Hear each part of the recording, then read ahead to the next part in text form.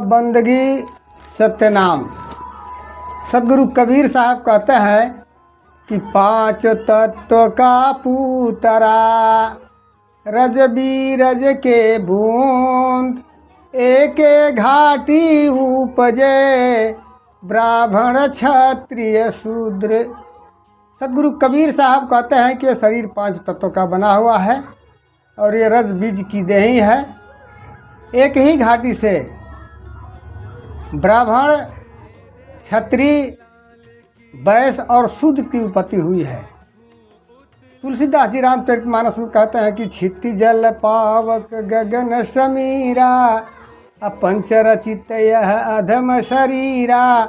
तुलसीदास जी कहता है कि धरती, आकाश, जल, अग्नि और हवा, ये पांच तत्व की शरीर है जो अधम बताया गया है।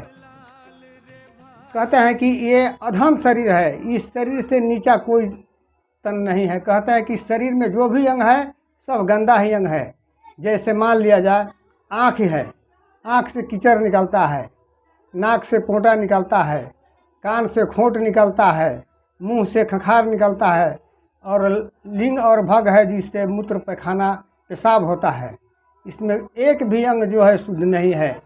कहते हैं कबीरदास जी कि नदिया एक घाट बहु तेरी, कहें कबीर बात की फेरी।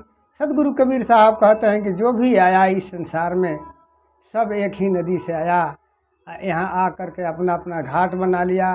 कोई ब्राह्मण बन गया, कोई क्षत्रिय बन गया, कोई शूद्र बन गया, कोई वैश्य बन गया, लेकिन जो भी आया इस संसार में एक ही नदी से आया।